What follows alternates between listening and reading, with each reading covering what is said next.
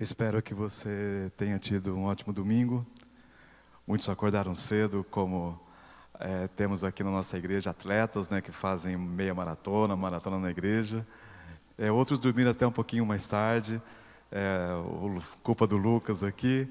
Nós estivemos juntos com o Ministério Coral Tabernáculos, ali na arena do UFC, né?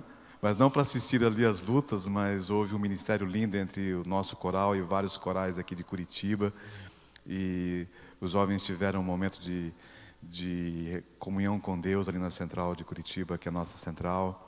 E foi realmente um lindo culto.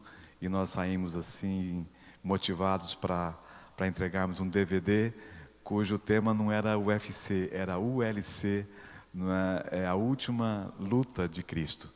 E foi assim muito impactante. Eu achei interessante. Teve um momento que as meninas estavam entregando alguns DVDs e teve um senhor que começou a fazer perguntas para elas. E uma delas veio correndo e disse: pastor, tem um camarada fazendo perguntas e a gente não está sabendo responder. Daí eu corri ali e a pessoa daí me abordou e disse assim: pastor, me explique, que luta é essa? E nós começamos a conversar e eu comecei a bater no coração dele e disse: olha, existe uma luta aqui dentro. E essa luta começou numa outra arena, onde o grande personagem nessa arena, ele não estava em busca de um cinturão de campeão, mas ele estava em busca de um coração, ele estava em busca do seu coração. E eu percebi que ele se emocionou no meio daquele barulho. Aí ele bateu nas minhas costas assim: pastor, você é uma boa pessoa, e foi embora. Mas ficou ali, né, uma mensagem, e eu vi assim que ele não esperava a resposta. E eu comecei assim, coloquei a mão no coração dele e fui apertando. Ele disse assim: olha, você é uma boa pessoa. E eu vi que ele se emocionou e foi embora. Mas Deus, assim, graças a Deus, sabe, temos a certeza absoluta de que muitos daqueles DVDs caíram em terreno fértil e Deus vai abençoá-los. Também estava olhando aqui, fiz uma contagem rápida de onde eu estava sentado, mais ou menos nós temos ainda umas 30 quadras para a gente vencer o nosso desafio. Mas 30 vezes 50 livros são 1.500 livros. Os 10.000 livros de ontem já realizamos um grande desafio.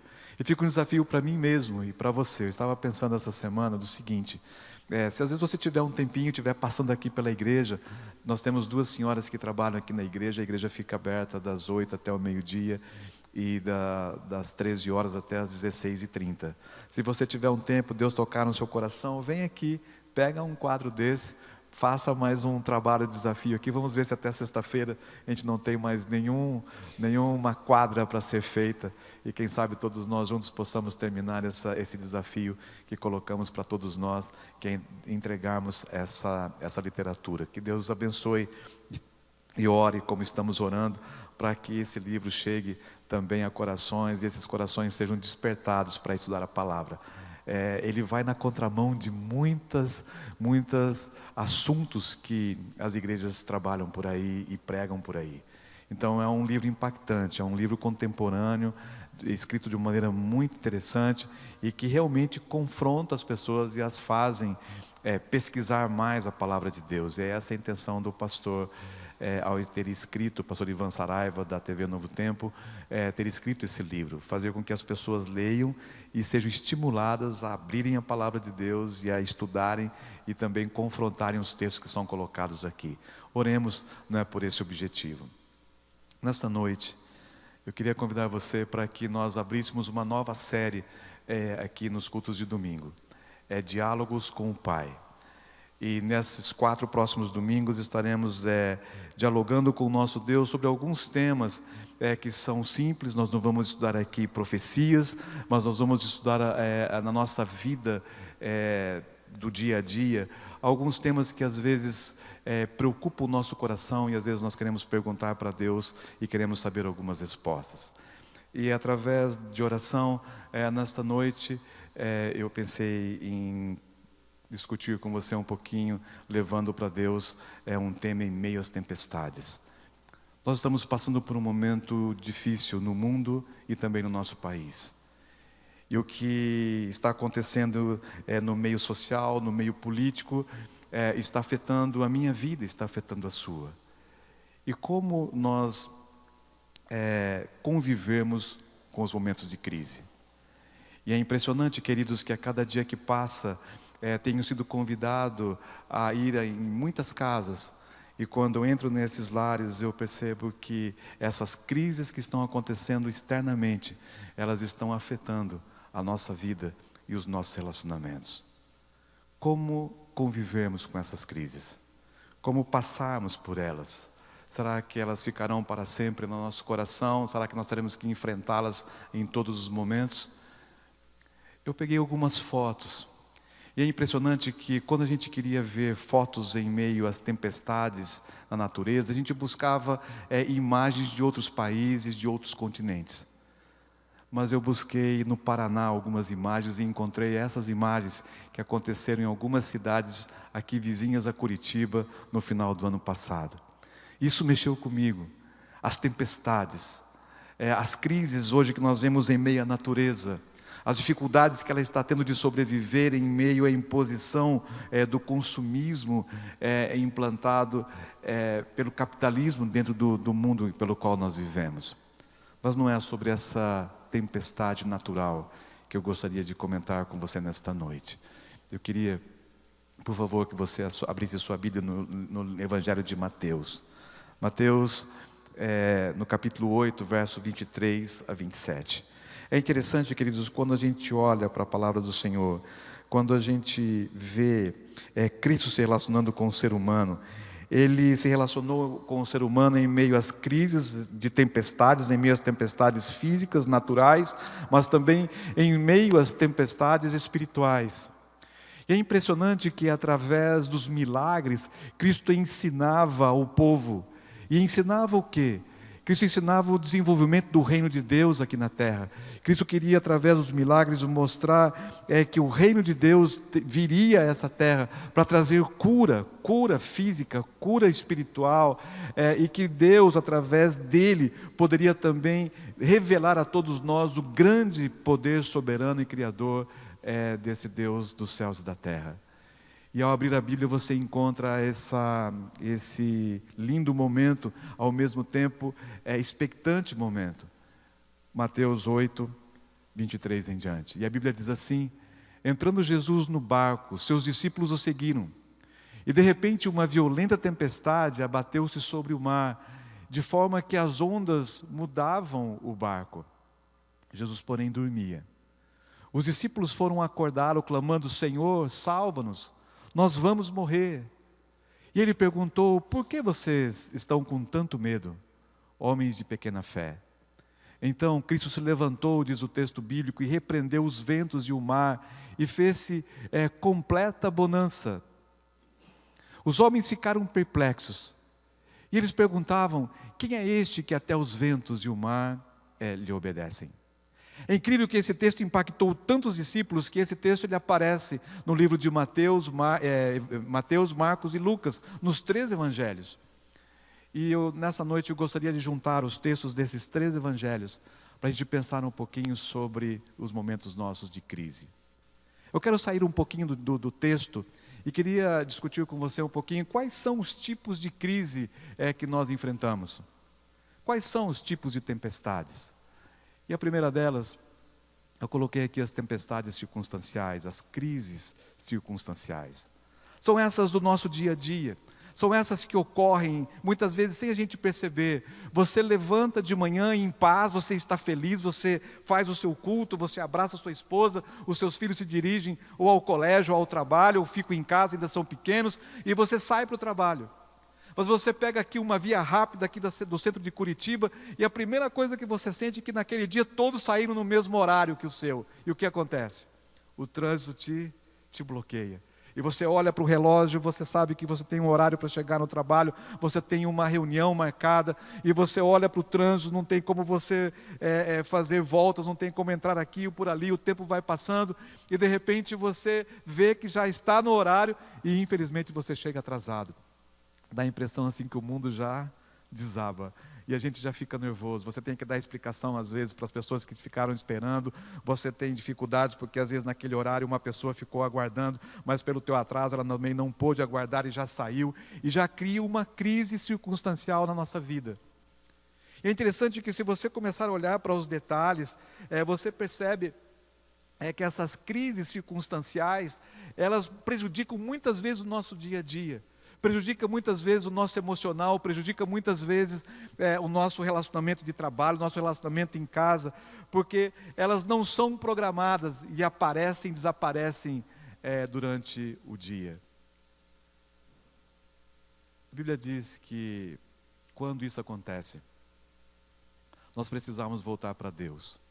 E esse texto de Provérbios diz através de Salomão, como nós deveríamos nos envolver ou nós retratarmos diante dessa crise. E aí o texto em Provérbios 1:27, ele diz assim: quando aquilo que teme abater sobre vocês, como uma tempestade, quando a desgraça os atingir como um vendaval, quando a angústia e a dor os dominarem, veja o que ele diz na resposta no verso 33 do mesmo capítulo: mas quem me ouvir terá segurança, viverá tranquilo e não terá motivo por medo de nada.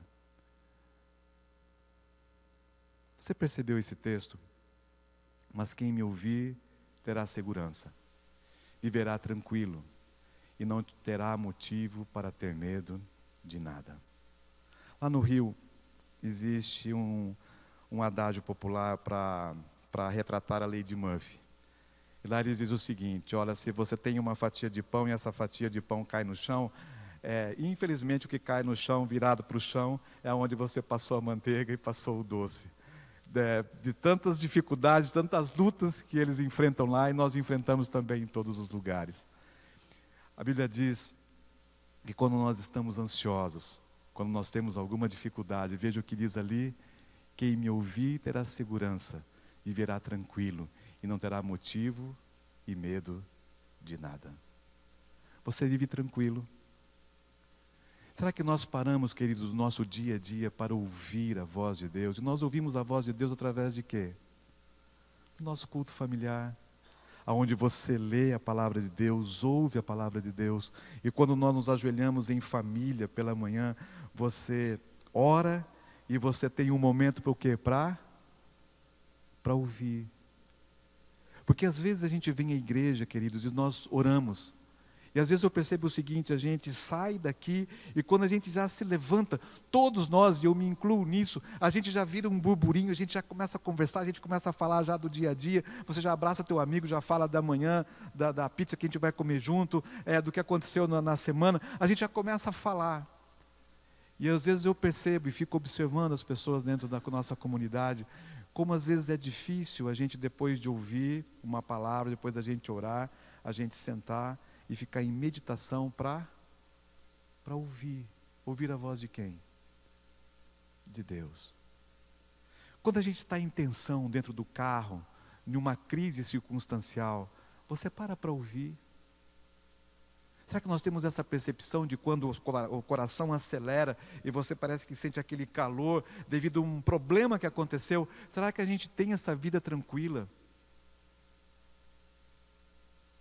Salomão vem e diz esse texto maravilhoso: se você ouvir a voz de Deus, você terá segurança e você vai viver tranquilo. Também registrei aqui as tempestades relacionais. E queridos, na pressão do nosso dia a dia hoje, nessa mega metrópole Curitiba em qual nós vivemos, onde a nossa agenda ela é complicada, nós percebemos que muitas vezes nós temos problemas aonde? Não são externos. Os maiores problemas aonde acontecem? Já pararam para pensar? Dentro de casa. E aí nós temos dificuldades com a pessoa que mais amamos, que às vezes é a nossa esposa, é o nosso esposo. Você às vezes tem dificuldades, eu também tenho, com uma pessoa que eu escolhi e amei, e a escolhi para viver comigo para sempre. E às vezes nesses problemas, nessas crises que nós temos, e essas crises muitas vezes externas, a gente transfere quando você chega e fecha a porta de casa, e nós temos grandes problemas nos nossos relacionamentos. E a gente tem problemas no nosso relacionamento marido e mulher, nós temos problemas com os nossos relacionamentos pais e filhos. E nós vemos hoje muitos filhos que moram dentro da nossa própria casa e não conseguem conversar conosco. O ano passado tive a infelicidade, ao mesmo tempo o privilégio de, como pastor, ser convidado para entrar na intimidade de uma família ali no Rio de Janeiro. E uma família respeitada na igreja, de um nível social muito, muito alto. E de repente esse irmão me procurou em casa e disse: pastor, eu preciso abrir meu coração.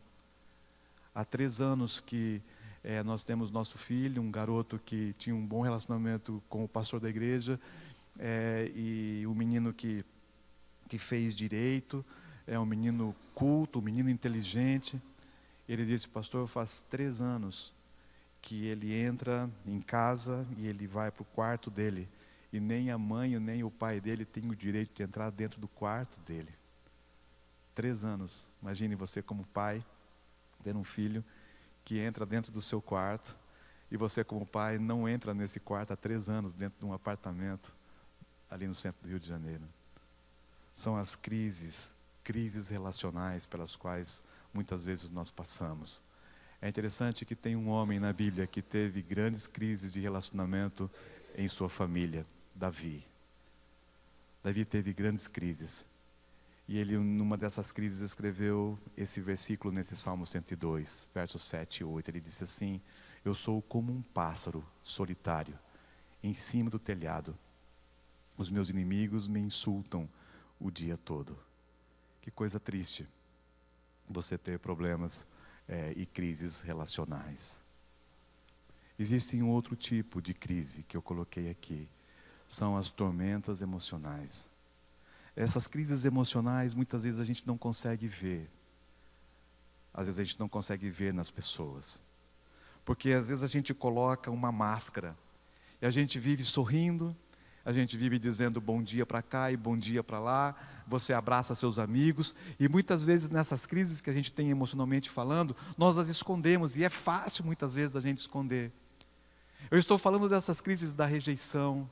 Eu estou falando das crises de, muitas vezes, abusos que nós temos de palavras, de ofensas, não só na parte física, mas também emocional, esses abusos que nós muitas vezes percebemos que há dentro de nossos lares. Eu estou falando do senso de culpa. Muitas vezes pessoas vivem arrasadas com o senso de culpa, outras vivem prejudicadas porque não conseguem perdoar, outros vivem com dificuldade porque tem o ódio do coração, outros são exterminados porque vivem muitas vezes com inveja de outras pessoas, e a gente vive com essas crises emocionais, e essas crises emocionais também se tornam grandes tempestades em nossa vida. E como conviver com elas? Salmos 39, verso 13 diz assim: enquanto me calei resignado e me contive inutilmente, minha angústia aumentou, meu coração ardia em meu peito. Muitas pessoas vivem as suas angústias, vivem seus problemas emocionais calados. E Davi diz assim: olha, enquanto eu me calei resignado, eu sofria. Nesse contexto dos milagres de Cristo ao lado dos discípulos dentro daquele barco, a gente vai perceber como que a gente pode desenvolver, ou como a gente pode conviver com as crises, essas crises circunstanciais. Como a gente pode conviver com as crises relacionais. E como a gente pode conviver com as crises emocionais. Eu te pergunto nesta noite, você veio aqui hoje convivendo com uma dessas crises. Aí, por trás desses olhos, você está carregando um fardo, está carregando um problema, pelo qual você diz assim: esse problema é impossível de eu resolver. Sabem, queridos, quais são as grandes realidades dessa crise e dessas tempestades?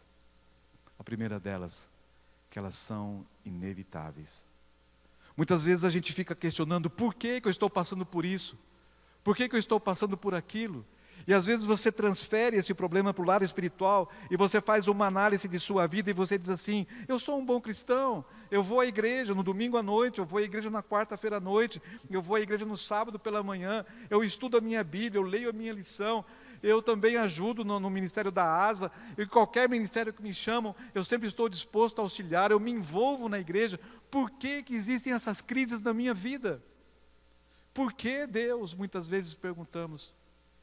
Mas, queridos, quando eu olho para a Bíblia, eu percebo que essas crises, elas são inevitáveis. Quando você olha para Tiago 1, no verso 2, na última parte ele diz assim: quando passares por todo tipo de aflição. É interessante que ele estava falando para a igreja cristã, ele estava falando para os crentes que estavam ao seu lado. Ele diz assim: quando você passar por todo tipo de aflição. Nós que temos esse contexto da cosmovisão bíblica, do contexto do grande conflito, a gente sabe as razões, os problemas das crises, por que nós as estamos enfrentando. E ele diz assim que todos nós passamos por crises, passamos por momentos de lutas e tempestades.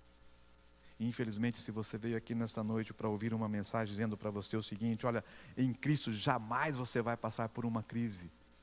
Me desculpa, você não vai poder ouvir de minha voz, de minhas palavras nessa noite, infelizmente. Porque a própria Bíblia diz assim, que nós muitas vezes passamos por toda a aflição. Ellen White, quando fala de tempestades, de lutas, de crises, ela diz assim que muitas vezes Deus permite crises e lutas na minha vida para que eu possa aperfeiçoar o meu caráter e que eu possa me envolver mais ainda em desenvolvimento da minha fé em relação a Deus. Mas por outros momentos também, queridos, nós somos responsáveis muitas vezes pela nossa crise, ou não somos? Às vezes as nossas decisões, às vezes a falta de um orçamento dentro de casa, às vezes a falta de um relacionamento,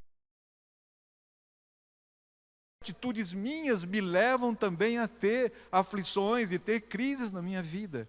E às vezes é fácil a gente culpar ou alguém que está do nosso lado, ou às vezes jogar a mesma culpa ao Deus Senhor dos céus e da terra.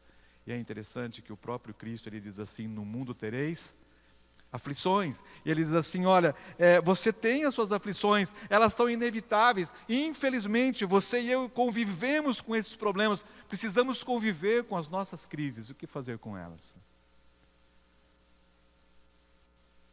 Elas também são imprevisíveis.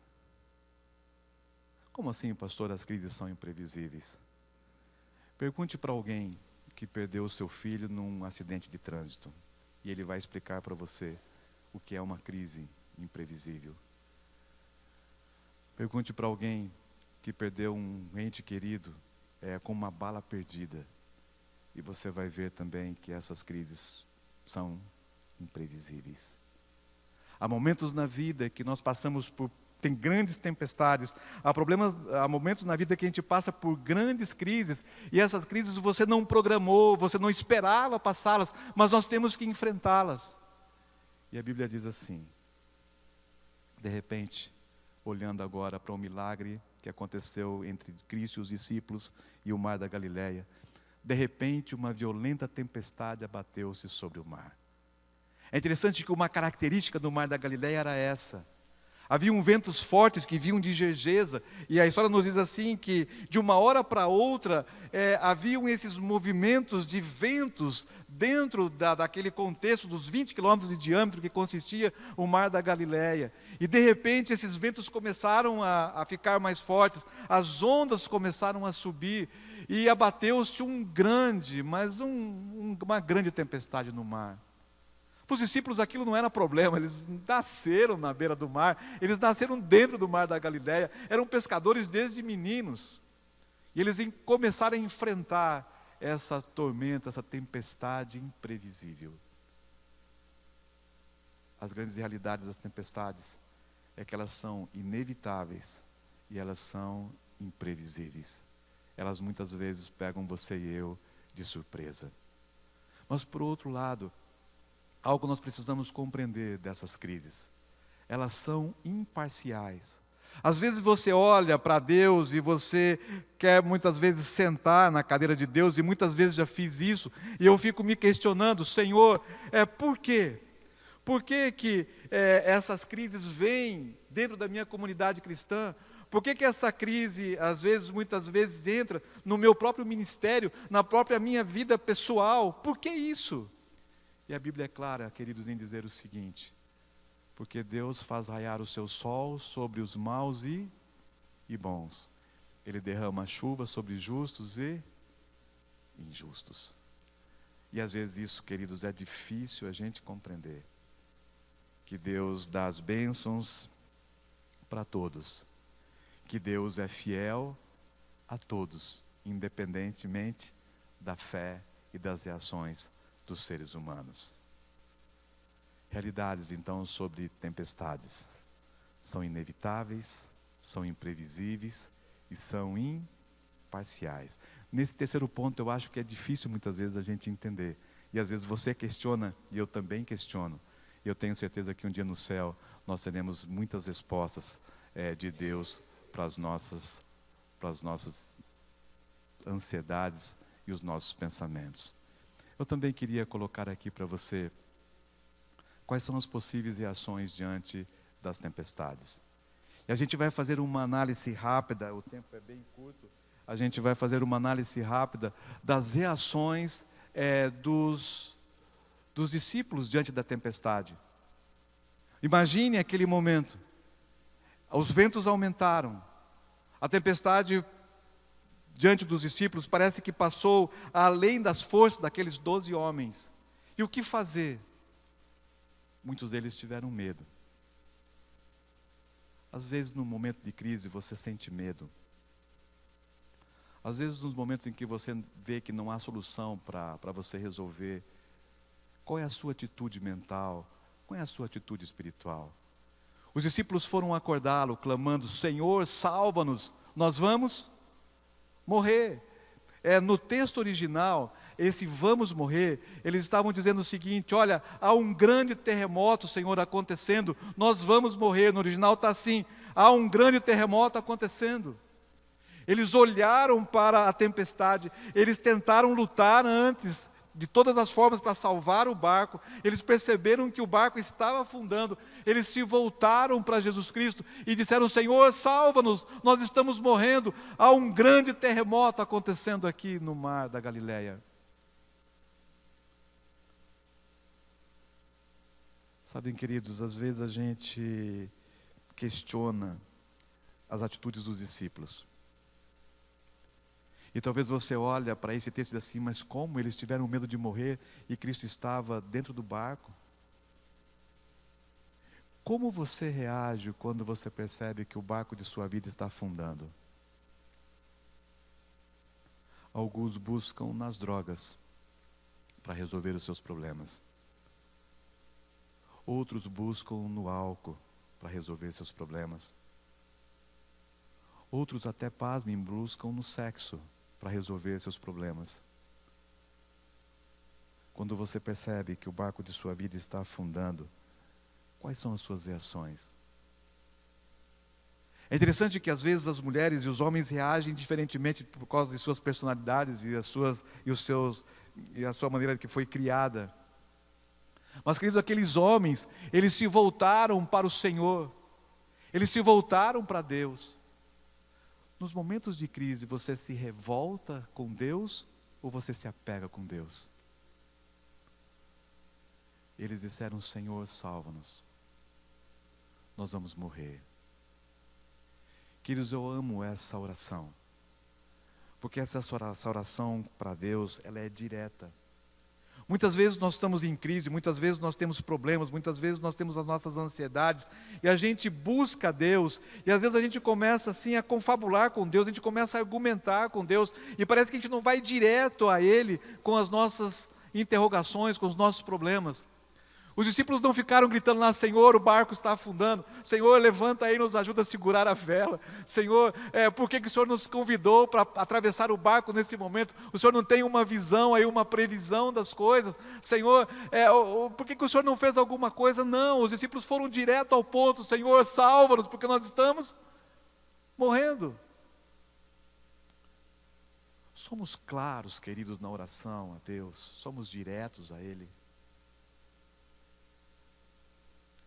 Quando nós temos as nossas lutas emocionais, você se ajoelha e abre o seu coração a Deus diretamente.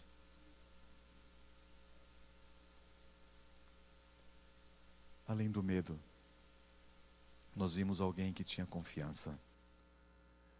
E a Bíblia diz assim, que Jesus, porém, dormia. Sabem, queridos, às vezes o dormir é uma falta de responsabilidade.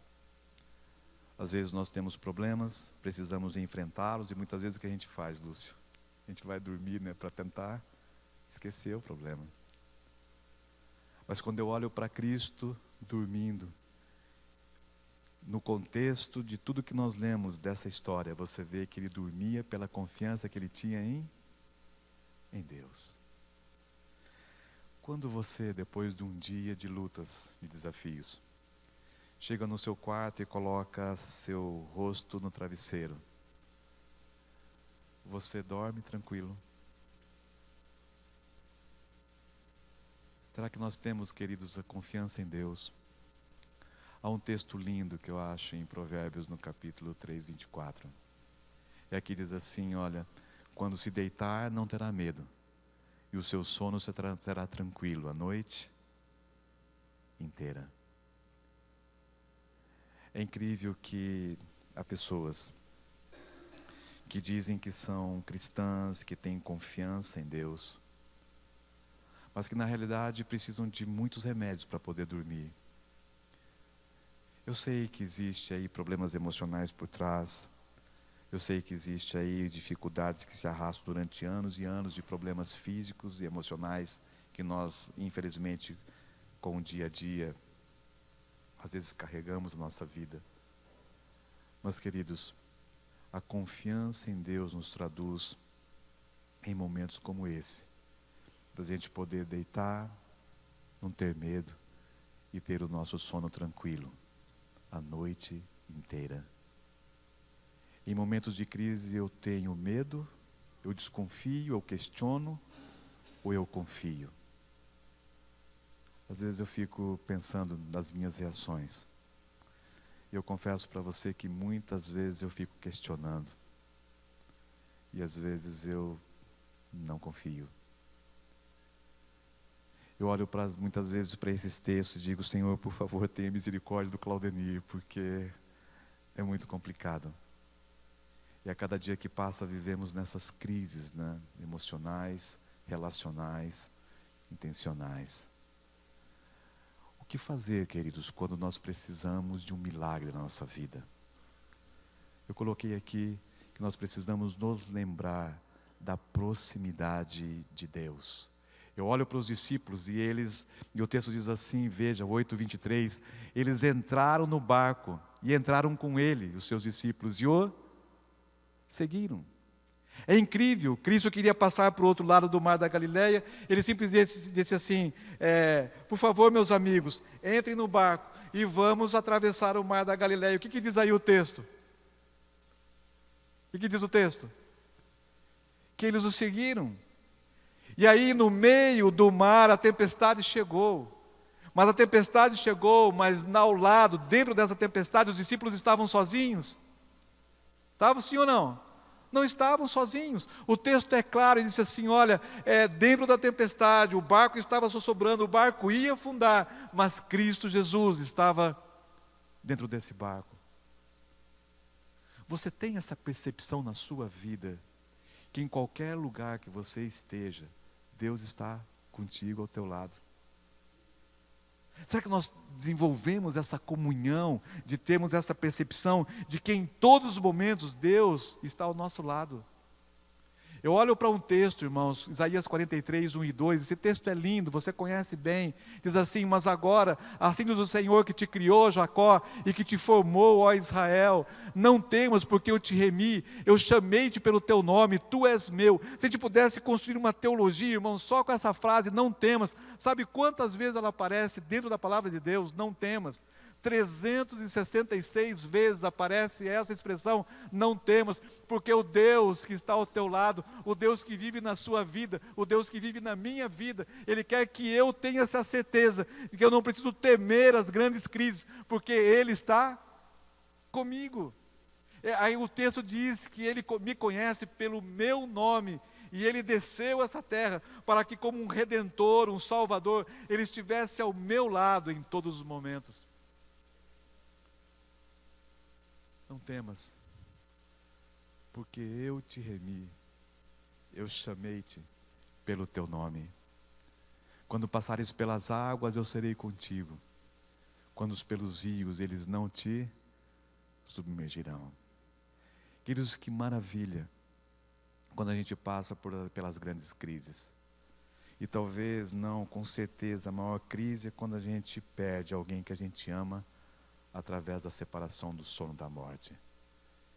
E quando há essa crise, quando o coração da gente parece que se despedaça, você abre a Bíblia e, queridos, há mais de 3.000 promessas dentro da Bíblia, falando de um Deus que te ama, um Deus que te salva, um Deus que vai ressuscitar os nossos entes queridos. Um Deus que em meio às crises está conosco através de suas promessas. Eu amo esse texto, Hebreus 13:5. Eu queria que você, se você esquecer tudo aquilo que foi falado nessa noite, você saísse com esse texto. Ele diz assim: nunca o deixarei, nunca o abandonarei. Leia comigo, por favor, juntos. Nunca o deixarei, nunca o abandonarei. Que coisa linda, queridos. Não é o Claudemir que está te falando isso. Quem está falando para você é Deus. Nunca o deixarei, eu nunca te abandonarei. Romanos 8:39, não há nada que possa nos separar do... Queridos, você quer uma promessa mais linda que essa? Não importa onde estou, não importa o que eu faço, não importa a minha distância com Deus, não há nada, absolutamente nada, que possa separar você, mesmo que você esteja no fundo do poço, nada pode te separar do amor desse Deus grandioso e amoroso para conosco. Eu quero encerrar esses momentos colocando para você o que fazer quando precisamos de um milagre. Um segundo ponto: entregue-se ao cuidado de Deus. Muitas vezes, queridos, quando nós temos problemas, qual que é a nossa reação primeira? A gente já sai rapidamente para tentar resolver, e depois que você não consegue resolver, na maioria das vezes, o que a gente faz? A gente volta, e aí você vai fazer o quê? Você vai ajoelhar e falar: Senhor, tentei, mas não consegui, agora o Senhor tem que fazer por mim. E é interessante que nós temos que criar uma dependência onde, nos momentos de crise, eu me ajoelho e diga: Senhor, o que eu devo fazer? Senhor, qual é a sua posição? Senhor, eu estou aqui, mas eu estou aqui totalmente dependente de Ti. Veja o que fizeram os discípulos. Eles perguntaram para Jesus: Senhor, é Saulo, nós vamos morrer. E agora veio uma outra pergunta: Mestre, não te importas que morramos todos? Veja a pergunta que os discípulos fizeram: o Senhor não se importa? Será, queridos, que Deus não se importa com você? Será que Deus não se importa comigo? Se eu olho para a cruz do Calvário e vejo o que Deus fez, irmãos, para alcançar meu coração, será que Deus não se importa comigo? Ele deu a sua própria vida pelos seus amigos, diz ali em São João 15, Ele não se importa com você. Ele veio e colocou sobre os seus ombros os nossos pecados e levou nas suas costas a cruz que eu e você deveríamos levar. Ele passou pela morte que eu e você deveríamos passar. Ele nos deu a vida que Ele entregou a sua própria no Calvário para que eu e você pudéssemos viver. Esse Deus não importa comigo, não importa com você. Mestre, não te importa que morramos? Queridos, essa é uma frase poderosa. Ela diz assim: Deus se importa com o que você está passando. Se você veio aqui nessa noite, veio aqui triste, você veio aqui querendo um estímulo, Deus se importa com o que você está passando.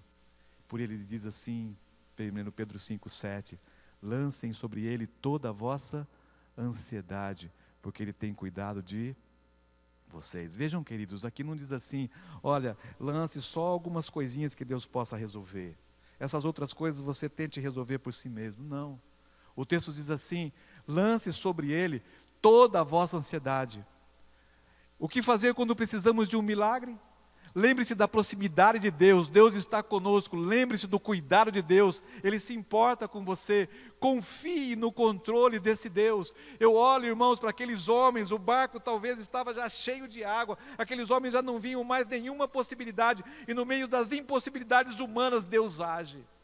E aqui no verso 4, 39 do verso 4 de Marcos diz assim: e ele despertando, repreendeu o vento e disse ao mar: acalma-te, emudece. O vento se aquietou e fez-se grande bonança. Os comentaristas dizem assim, que Jesus não se levantou e ficou assim, com as mãos estendidas, esse marzinho, por favor, fique quieto. Não. Diz que Jesus levantou-se e ele gritou: mar, aquieta-te. E houve um silêncio. Um Deus que domina o ar, um Deus que domina as águas. Se você quer superar as dificuldades, queridos, nós temos que saber que Deus está no comando.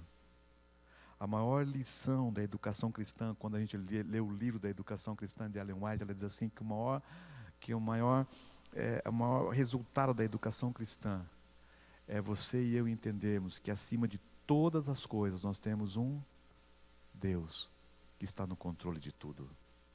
No controle da terra, no controle do ar e no controle das águas. E Cristo levantou-se e o mar se aquietou. Sabe o que me impressiona?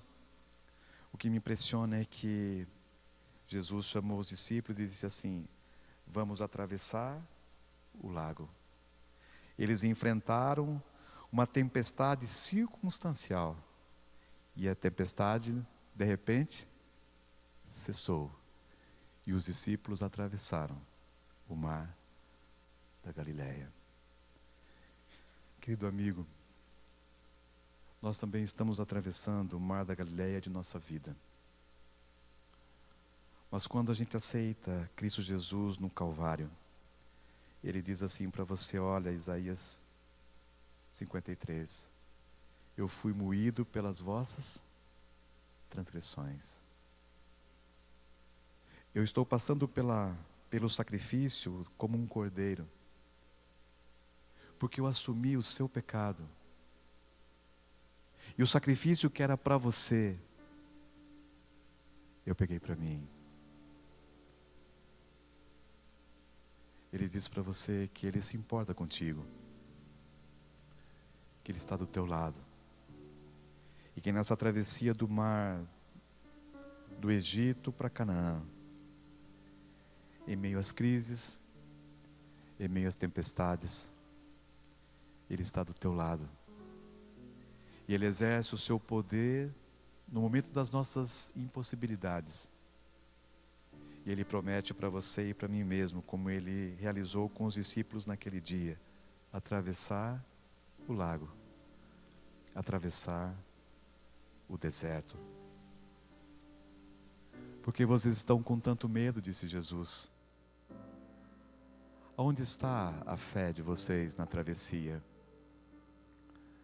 A raiz do problema daqueles homens era o medo, mas a solução do problema era a fé. E você pode dizer: mas pastor, minha fé é tão pequena. Às vezes eu vou ler a Bíblia e não consigo. Às vezes eu me ajoelho e oro, e quando eu me levanto eu nem me lembro do que eu falei.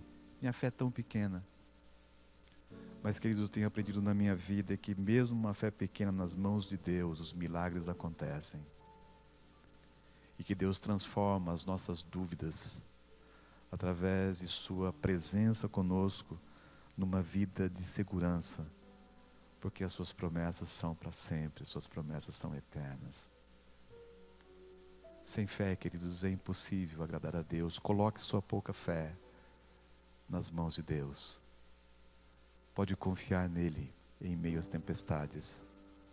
E o último texto dessa noite, Jeremias 32, verso 27 diz: eu sou o Senhor, o Deus de toda a humanidade. Por acaso haverá algo que seja impossível para mim? Irmãos, esse texto ele é fantástico. Eu sou o Senhor, o Deus de toda a humanidade. Por acaso há algo que seja impossível para mim?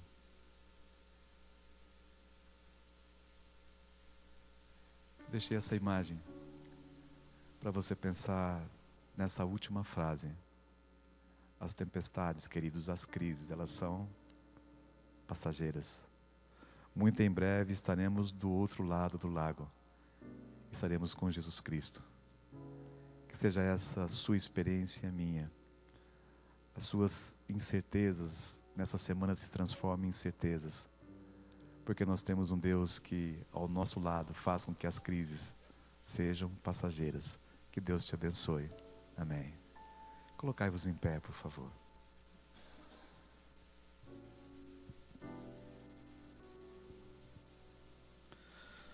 Senhor nosso Deus, a gente olha para o mundo ao redor e através da globalização tão falada, as decisões dos seres humanos estão influenciando na natureza,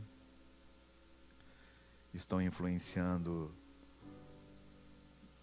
na nossa sociedade, no nosso país. E essas decisões, infelizmente, têm levado a um mundo em crise. E esse mundo em crise, Deus, tem afetado a nossa vida, a nossa casa, a nossa igreja. Mas, ó Deus, nessa noite vimos que mesmo nesse mar, aonde as crises inevitáveis e as circunstanciais aparecem em nossa vida, nós temos um Deus maravilhoso, que está ao nosso lado, que se interessa por nós, e que através de suas promessas nos promete atravessar este mar, para que possamos chegar logo, logo em terra firme. Obrigado, Senhor, porque essas crises são passageiras, e que possamos sair em Teu nome nessa noite com a grande certeza, um Deus que comanda esse universo. O que é impossível para o Senhor? Que possamos colocar a nossa vida, a vida de nossa família, de nossa comunidade cristã em Suas mãos. E possamos viver atentos, mas ao mesmo tempo confiantes em Teus braços, de que em Ti alcançaremos grandes vitórias. Em nome de Jesus te pedimos essas bênçãos e já as agradecemos. Amém. Amém.